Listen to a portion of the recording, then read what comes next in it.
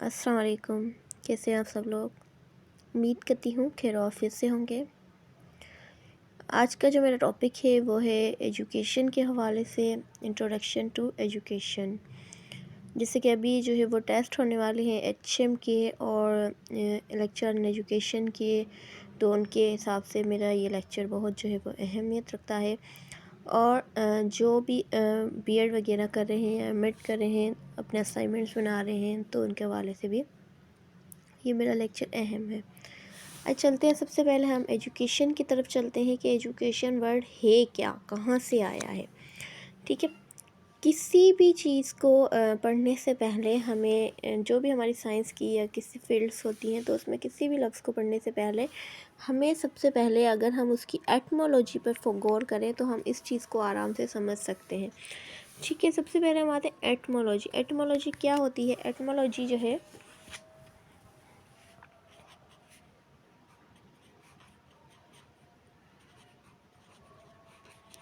ठीक है, etymology. Etymology क्या होती है कि स्टडी ऑफ वर्ड्स, ठीक है, ओरिजिन ऑफ वर्ड्स के लफ्ज़ों की शुरुआत कहाँ से हुई है, मतलब कौन सा लफ्ज़ कहाँ से आया है, किस ज़बान का है। ठीक है, आपने जब भी जो भी साइंस वगैरह की ब्रांचेस पढ़ी होंगी तो उसमें तकरीबन आपने देखा होगा कि ज़्यादातर वर्ड्स जो है वो हमारे किस ज़बान के होते हैं, या तो ग्रीक ज़बान के होते हैं या तो लैटिन ज़बान के वर्ड्स होते हैं। ठीक है, तो मोस्टली हमारे वर्ड्स कौन से होते हैं? लैटिन या ग्रीक। ठीक है, तो हमें हर वर्ड की एटमोलॉजी आनी चाहिए कि मतलब वर्ड आया कहाँ से हमारा। ठीक है, तो ज़्यादातर टेस्ट में भी लफ्ज़ों की एटमोलॉजी पूछी जाती है। ठीक है, सबसे पहले एटमोलॉजी। एटमोलॉजी खुद कहाँ से वर्ड आया है, ये किस ज़बान का वर्ड है?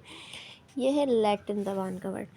ठीक है, अब एटमोलॉजी में हम पढ़ते क्या है बेसिकली कि इसमें जो है हम किस लफ्ज़ से ड्राइव हुआ है? ये हुआ है एटीमोन।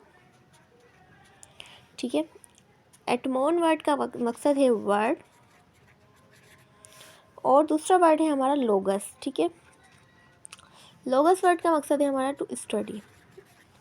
ठीक है, तो एटमोलॉजी किसको कहा जाता है? Study of words. ठीक है, या हम इसको और बेहतर डेफिनेशन बनाने के लिए हम कह सकते हैं कि study of origin of words. ठीक है, study of origin of words is called etymology.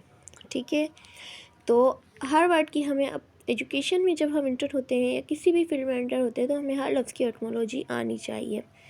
ठीक है, ये भी अक्सर पेपर में सवाल आ रहा होता है कि एटमोलॉजी क्या है। ठीक है, एटमोलॉजी क्या है? तो ये है स्टडी ऑफ, आपको वो मुख्तलिफ ऑप्शन दे देता है। ठीक है, तो इसका जो ये करेक्ट ऑप्शन होगा कि study of origin of words. ठीक है, अब हम चलते हैं, जो हमारा बेसिक टॉपिक है वो है एजुकेशन के। एजुकेशन वर्ड की एटमोलॉजी क्या है, एजुकेशन वर्ड कहाँ से आया है, तो उसके हवाले से हम देखते हैं। ठीक है, एजुकेशन। एजुकेशन जो वर्ड है ये जो है कहाँ से ड्राइव हुआ है? ये ग्रीक वर्ड है। ठीक है, ये ग्रीक वर्ड से ड्राइव हुआ है, और कोई एक वर्ड नहीं आता इसके हवाले से, 2 या 3 वर्ड्स आते हैं कि इन ग्रीक वर्ड से ड्राइव हुआ है। ठीक है, कहीं आपको देखने को मिलेगा कि एजुकेशन वर्ड जो है वो कहाँ से ड्राइव हुआ है? एजुकेयर से। ठीक है, और कहीं आपको देखने को मिलेगा कि एजुकर से। ठीक है, ये सिर्फ इसमें क्या फ़र्क है? इसमें ए और ई का फ़र्क है। ठीक है, एक को हम केयर बोलते हैं, एक को हम एजुकर बोलते हैं। एजुकेयर जो है वो भी जो है वो एक ड्राइव किया हुआ वर्ड है, मतलब जिससे एजुकेशन को ड्राइव किया हुआ है, और कर से भी। ठीक है, अगर इम्तिहान के हवाले से कोई टॉपिक आ जाता है कि मतलब एजुकेशन वर्ड किस से ड्राइव हुआ है, अगर ये दोनों ही ऑप्शन में है तो बोथ का ऑप्शन करेक्ट रहेगा। ठीक है, और अगर इसमें से कोई एक है तो आप सेलेक्ट कर सकते हैं। अब इनकी मीनिंग क्या होती है बेसिकली एजुकेयर की? एजुकेयर वर्ड की मीनिंग होती है टू ब्रिंग अप। ठीक है, जिसको हम कहते हैं टू ब्रिंग अप या टू नोरिश। ठीक है, देखभाल करना। ठीक है, या पालना या देखभाल करना, टू ब्रिंग अप और टू नोरिश। ठीक है, ये है केयर वर्ड की मीनिंग। ठीक है, और हम आ जाते हैं एजुकर पे। एजुकर वर्ड की मीनिंग क्या होती है? एजुकर वर्ड की जो मीनिंग होती है वो है टू ड्रा आउट। ठीक है, एजुकर मीन्स ड्रा आउट। ठीक है। अक्सर आपने ये वर्ड तो सुना होगा केयर, ठीक है, कर नहीं सुना होगा, ठीक है। तो इसमें यही फ़र्क है, इसमें जो है इसकी मीनिंग होती है to bring up, to nourish, और इसकी मीनिंग है टू ड्रा आउट। अब मतलब देखभाल करना या उबारना, मतलब अगर इसके हिसाब से देखा जाए तो मीन्स क्या होगा, देखभाल करना, नरिश करना, ठीक है। और इसके हिसाब से होगा कि निकालना, क्या निकालना, क्या देखभाल करना, किन चीज़ों की करना, ठीक है। ये हम जो है वो किस में आ जाएंगे, डिटेल मीनिंग में। ये सिर्फ इनकी वर्ड्स की जो एग्जैक्ट मीनिंग है वो हम कहते हैं, ये बाय वर्ड इनकी मीनिंग सिर्फ क्या है, to bring up, to nourish, और जो कर मीन्स टू ड्रा आउट, ठीक है। लेकिन एजुकेशन में मतलब किन चीज़ों की देखभाल करना और किन चीज़ों को निकालना, ये किन चीज़ों के हिसाब से बात हो रही है एजुकेशन में, तो वो होती है दो चीज़ों के बारे में, ठीक है। एक है आपका नेचुरल एबिलिटीज़,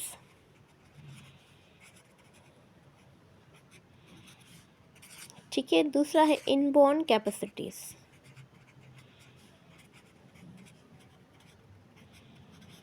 मीन्स हम कह सकते हैं टू ब्रिंग अप मीन्स किसको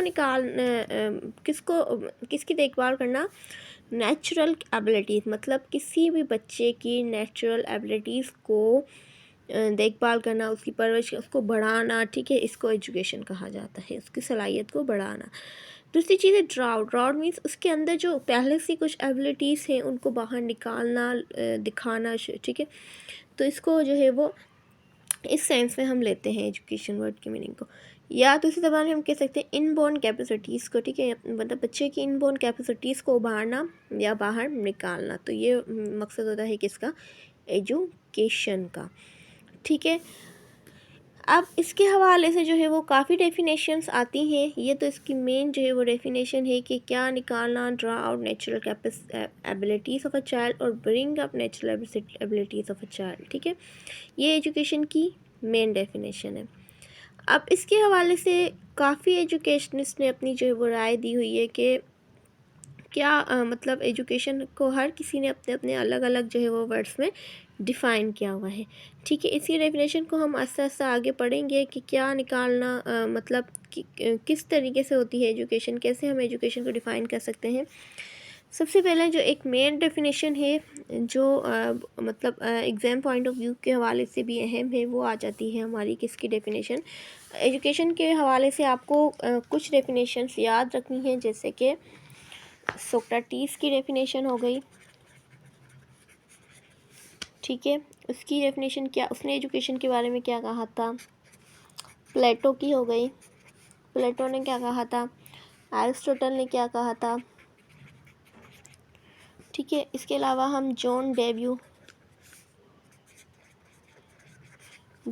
ने क्या कहा था, ठीक है। तो इनके हवाले से हमें जो ये एजुकेशन की डेफिनेशंस याद रखनी होंगी, ठीक है। इस आगे आगे जैसे जैसे हम बढ़ते जाएंगे तो हम इनकी डेफिनेशंस को देखते जाएंगे। अभी जो सिर्फ एक डेफिनेशन मैं आपको बता रही हूँ एजुकेशन की, जो सबसे बेस्ट डेफिनेशन है वो है सोक्रेटिस की, ठीक है। सोक्रेटिस क्या कहता है एजुकेशन के बारे में, कि एजुकेशन क्या है, ठीक है, अकॉर्डिंग टू सोक्रेटिस।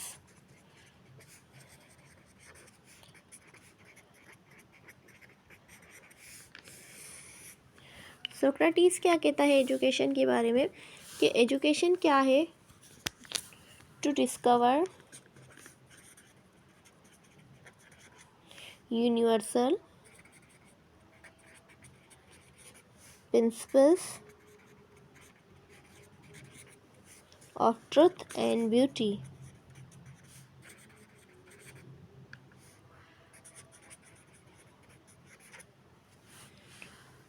या हम कह सकते हैं गुडनेस, ठीक है। वो कहता है कि एजुकेशन क्या है सोक्रेटिस के हिसाब से, डिस्कवर करना, डिस्कवर मतलब तलाश करना, ढूंढना, ठीक है। किसको, यूनिवर्सल प्रिंसिपल्स मतलब कायनात के क्या प्रिंसिपल है, क्या उसूल है ट्रुथ और ब्यूटी के हवाले से, मतलब कायनात की सच्चाई क्या है, हकीकत क्या है, ट्रुथ क्या है, ठीक है। ट्रुथ से मुराद है कि जो है ट्रुथ में हम आ जाते हैं कि दुनिया की अपनी कायनात की सच्चाई को दरियाफ़्त करना, ठीक है। कौन कौन सी सच्चाइयाँ हैं, व्हाट इज़ गॉड, ठीक है, व्हाट इज़ दिस यूनिवर्स, क्यों बनी है, कैसे बनी है, क्या वजह है, ठीक है। ये सारी हमारी क्या आ जाती हैं, ट्रुथ में आ जाती हैं, ठीक है। इसको डिस्कवर मतलब करना कि एजुकेशन में बेसिकली हम क्या करते हैं कि यूनिवर्सल प्रिंसिपल्स ऑफ ट्रुथ को डिस्कवर करते हैं कि क्या उसूल है, क्या मतलब किस तरीके से हमारी दुनिया बनी है, खुदा का क्या कॉन्सेप्ट है।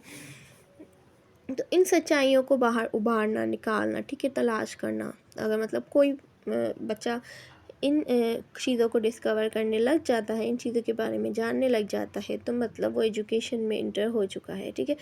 इसके अलावा ब्यूटी, ठीक है, ब्यूटी में मतलब क्या जो है वो क्या खूबसूरत है, क्या अच्छा है, किस चीज़ को जो है वो हम अच्छा बोलेंगे, किसको बुरा बोलेंगे, क्या एथिकल है, क्या नॉन एथिकल है। तो इन चीज़ों में जब बच्चा डिस्कवर करने लग जाता है तो उसको हम कहते हैं एजुकेशन। मतलब एक बच्चा जब इन चीज़ों की तरफ आ जाता है कि वो हकीकत के बारे में दुनिया में जो है मौजूद उसके बारे में तलाश करना, डिस्कवर करना शुरू कर दे, और कायनात की क्या अच्छा है, क्या बुरा है, इसके बारे में तलाश करना शुरू कर दे, और जब उसको ये चीज़ें पता चल जाएं, डिस्कवर कर ले वो, तो मीन्स वो एजुकेटेड हो गया है। इसको हम कहते हैं एजुकेशन, ठीक है। ये है सोक्रेटिस के हवाले से डेफिनेशन। और भी आगे बहुत सी डेफिनेशन आएंगी जो हम इंशाल्लाह देखते जाएंगे। अब तक के लिए इतना ही। उम्मीद करती हूँ आपको समझ आया होगा। अगर कोई चीज़ समझ ना आई हो तो अपना क्वेश्चन जो है कमेंट सेक्शन में ज़रूर लिखिएगा। अल्लाह हाफिज़।